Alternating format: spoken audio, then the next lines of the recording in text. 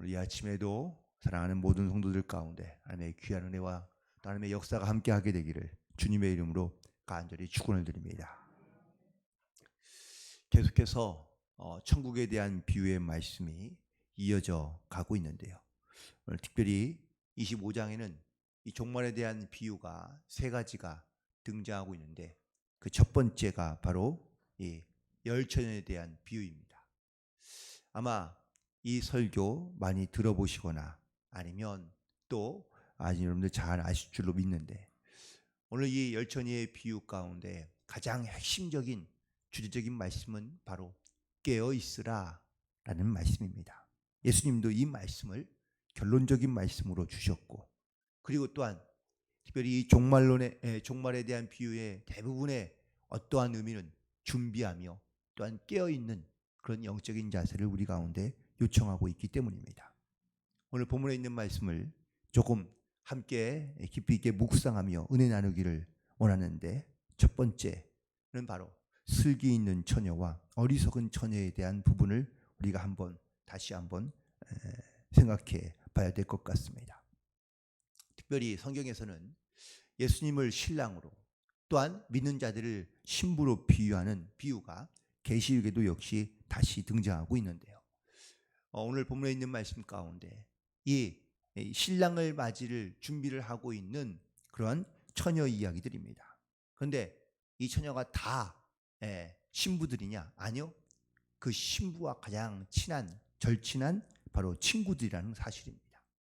들러리로 이 결혼식을 그리고 더 밝게 그리고 아름답게 또한 더 즐겁게 하기 위한 그러한 신부의 친구들이 신랑을 기다리고 있는 장면입니다. 그런데 이런 신랑을 기다릴 때에 이 신랑이 언제 올지 알 수 없어서 그 등불에 기름을 준비하여 이 신랑을 기다리고 있는 장면을 함께 볼 수 있는데 특별히 슬기로운 다섯 처녀와 그리고 미련한 다섯 처녀의 차이점이 무엇인지 여러분들 다 알고 계시죠? 바로 여분의 기름통입니다. 슬기로운 다섯 처녀는 여분의 기름통을 준비하지만 어리석은 처녀들은 그런 여분의 기름통을 준비하지 못한 것을 볼 수 있는데 보통은 아마 결혼식에 어떤 이러한 잔치를 준비하는 사람들 가운데는 대부분 다 앞으로의 일들을 생각하며 어느 정도의 준비를 해야 하는 모습을 볼 수 있습니다. 우리가 잘 알고 있는 가나의 혼인잔치도 포도주가 떨어진 사건을 볼 수 있는데 주인이 아무 생각 없이 그냥 포도주를 적당하게만 준비하면 되겠다라고 생각했기 때문에 역시 그 혼인잔치에도 포도주가 떨어지게 되는 것을 보게 됩니다. 주인이 어쩌면 더 많이 여유 있게 더 준비했다면 아마 그 잔치는 훨씬 더 기쁨이 넘치며 더 오랫동안 잔치가 이어질 수 있겠지만 뭐든지 잔치에 부족한 것이 생기게 되면 그 잔치는 곧 끝나고 만다는 사실이죠. 오늘 본문의 다섯 처녀는 바로 이렇게 앞으로의 되어질 일들을 알 수 없지만 그럼에도 불구하고 그들은 믿음으로 준비한 것을 보게 됩니다. 결국 오늘 본문에 있는 말씀 가운데 이 등과 기름 이것은 바로 성도들에게 매우 많은 영적인 의미들을 전해주고 있는데요. 특별히 충분히 준비한 이 기름은 바로 성도들의 믿음과도 같습니다. 다시 말하면 이 믿음과 연관해서 이 등과 등불을 좀 한번 생각해 본다면 등불은 믿음의 외적인 모습이라면 기름은 믿음의 내적인 모습을 말하고 있다는 것이죠. 다른 말로 더 표현해 본다면 등이란 모든 사람들이 갖고 있는 믿음 그것을 말하는 것이라고 생각할 수 있는데 크든 작든 등은 바로 사람이 갖고 있는 존재하는 것 그리고 또한 외적으로 보이는 것을 말할 수 있습니다. 교회에 잘 출석하고 또한 열심히 봉사하고 헌신하며 또한 성도의 삶을 살아가는 것은 다 외적으로는 비슷비슷해 보입니다. 그러나 중요한 것은 기름입니다. 기름은 우리의 내적인 모습과도 같은데 내가 얼마나 말씀에 순종하며 또한 그 말씀 가운데 내가 얼마나 확신과 믿음을 가지고 살아가는 나의 믿음의 모습과 또한 상태를, 그런 믿음을 유지시켜 갈 수 있는 그런 영적인 모습이라고 말할 수 있습니다. 또 다른 비유로 말한다면 바로 등이란 인간의 의로움이라고 말할 수 있습니다. 하지만 기름은 하나님의 능력으로 얻어진 바로 하나님의 의를 말할 수 있는데, 사람이 자기의 의, 자기의 올바름만 가지고 우리가 이 땅 가운데 살아가는 것은 어렵지 않습니다. 하지만 하나님 앞에 섰을 때는 나의 의로움은 아무런 의미가 없으며 하나님의 의로움이 반드시 우리 가운데 나타나야 될 줄로 믿습니다. 결국 등이 없이 기름만 준비하는 것도 아무런 의미가 없고, 등이 있대 기름만 있는 것도, 아니 기름만 있대 등이 없는 것도 역시 아무런 의미가 없다는 것을 말하고 있습니다. 즉 성도로서 우리 가운데 형식도 있고 내용도 있고 또한 그 안에 있는 그런 믿음도 함께 있어야지만이 올바른 성도의 모습을 가질 수 있다는 겁니다.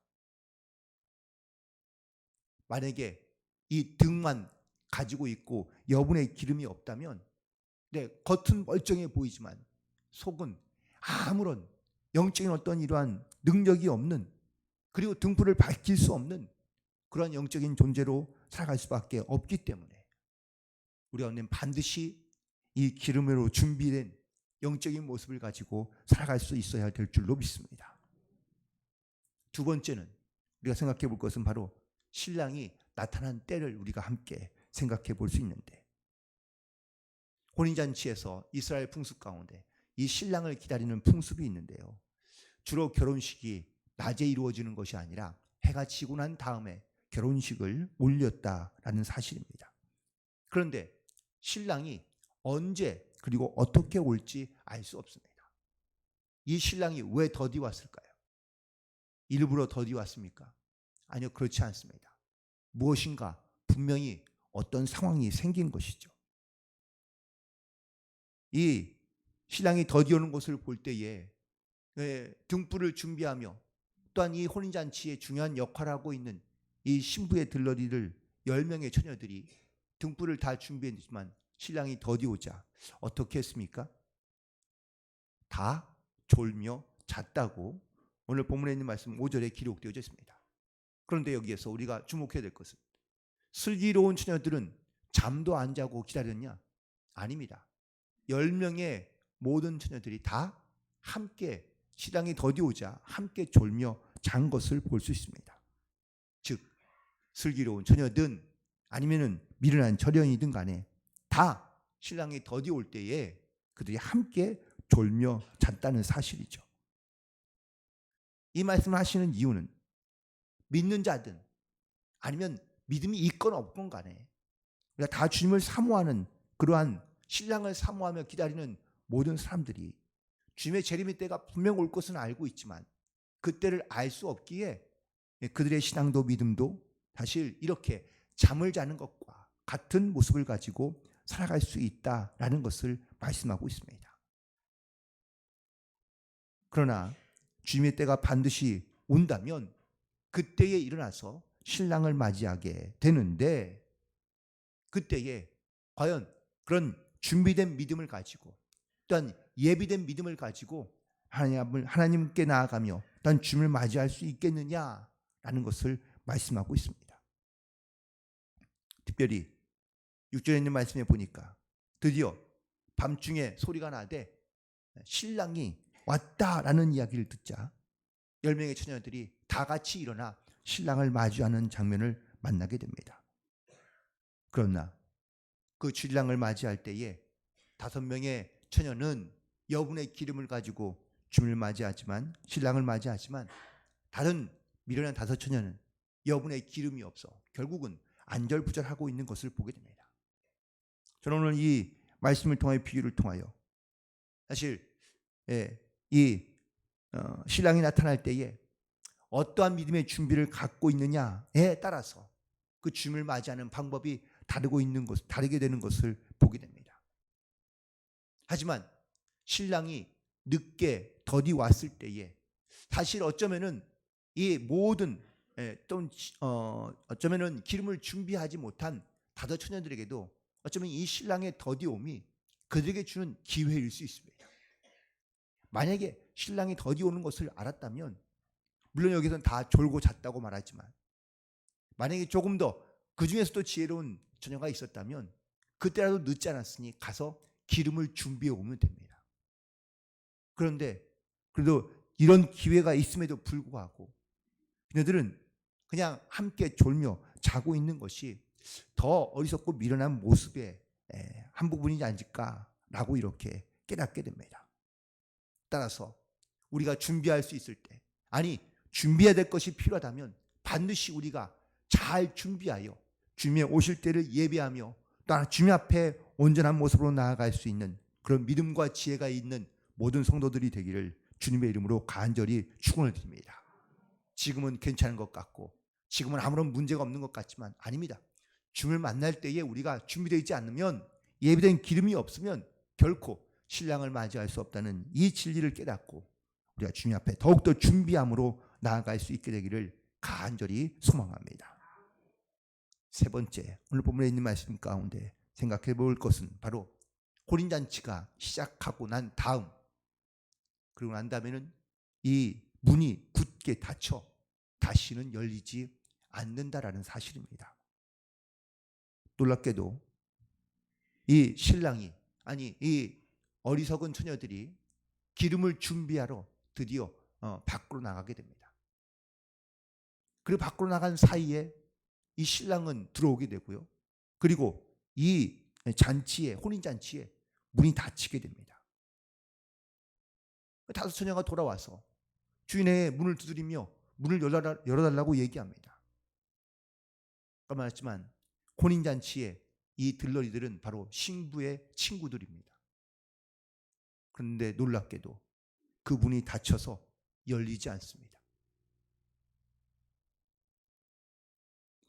우리가 믿음을 가지고 혹은 또 나름대로 신앙생활하며 우리의 등을 가지고 우리가 이 땅 가운데 살아가지만, 만약에 천국의 문이 닫히고 난 다음에 우리가 하나님 앞에 나아간다면, 구원의 문이 닫히고 난 다음에는 결코 그 문이 열려지지 않는다는 사실을 우리 가운데 말씀하고 있다라는 것이죠. 분명 하나님은 우리 가운데 많은 기회를 주실 겁니다. 그리고 모든 사람이 다 구원받기를 원하신다고 주님도 말씀하고 하나님도 말씀하고 계십니다. 우리가 어제 읽은 말씀이기도 하지만 주님이요, 바로 이처럼 모든 사람들이 다 구원받기를 원하며 그리고 또한 구원에 이르기를 원한다고 주님께서는 말씀하고 계시는데, 이처럼 완전한 천국의 문이 닫히고 난 다음에는 아무리 많은 사람들이 와서 내가 주님을 잘 믿었거나 아니면 내가 이런 능력을 행했다라고 말한다 할지라도 주님은 그 말씀 가운데 반응하거나 응답하지 않으며 문도 열리지 않는다는 사실을 다시 한번 말씀하고 있다는 사실입니다. 마태복음 7장 21절에서 주님께서 이렇게 말씀하십니다. 나더러 주여 주여 하는 자마다 천국에 다 들어갈 것이 아니요 다만 하늘에 계신 아버지의 뜻대로 행하는 자라야 들어가리라. 이 말씀이 얼마나 믿는 자들에게 영적인 경각심을 주시는 말씀인지 모릅니다. 그런데 놀랍게도 22절과 23절에 있는 말씀에 보면 주여 우리가 주님의 이름으로 선지자 노릇하며 주의 이름으로 귀신을 내쫓아내고 주의 이름으로 많은 권능을 행했다고 말하고 있습니다. 그런데 주님께서 말씀하시기를 불법을 행하는 자들아 내가 너희를 도무지 알지 못한다고 내게서 떠나가라고 말씀하고 있습니다. 언뜻 보면 이들은 정말 많은 일을 행하며 능력도 행하며 또 매우 그럴싸한 그런 등불을 가지고 있는 것 같습니다. 그런데 실질적으로 그들 내적으로 보면 신앙도 믿음도 또한 심지어 하나님의 영광을 위한 것이 아니라 자기의 욕심과 유익과 자기의 목적을 채우는 것으로만 하나님의 능력을 행했으니 하나님은 그것을 책망하시고 또한 천국의 문이 닫히고 난 다음에는 그들을 전혀 모르신다고, 나에게서 떠나가라고 말씀하고 있는 것을 보게 됩니다. 계시록 3장에도 보면 주님께서 천국의 문을 갖고 계시는, 열쇠를 갖고 계시는데 이 천국의 문을 닫으면 그 문을 열 자가 아무도 없다고 말씀하고 있습니다. 지금 우리는 이 땅에 살아가며 그리고 천국을 소망하는 자로 살아가고 있는 귀한 성도들인 줄로 믿습니다. 하지만 우리가 이 천국의 문이 닫히기 전에, 닫히기 전에 우리가 반드시 믿음으로 잘 준비된, 예비된 기름을 가지고 우리는 주님 앞에 나아가야 될 줄로 믿습니다. 나의 등뿐만 아니라 이 여분의 기름을 통하여 우리의 신앙, 우리의 믿음이 온전하게 서 있는지를 다시 한번 항상 돌아보고, 그리고 주님 앞에 온전한 믿음의 모습을 가지고 나아갈 때, 이 마지막 때에, 주님이 재림하신 그때에 우리가 믿음을 가지고 주님 앞에 온전한 성도로서 주님 앞에 나아갈 수 있게 되는 줄로 믿습니다. 그러므로 오늘 본문에 있는 말씀의 결론적인 말씀은 바로 13절에 있습니다. 그러므로 깨어 있으라. 그날과 그 시기를 알지 못한다고 말씀하고 있는데요. 우리 이 땅 가운데 성도로 살아가고 있지만, 주님의 오실 것을 우리는 다 알고 있지만, 마치 그 10명의 모든 처녀들이 신랑의 더디오dim을 보면서 함께 졸며 그리고 자고 있는 모습을 보게 됩니다. 이 시대 또한 이 세대 가운데 주님의 재림을 기다리는 수많은 사람들이 있지만, 주님의 오심이 더디 오면 이처럼 졸 수도 있고 잘 수도 있습니다.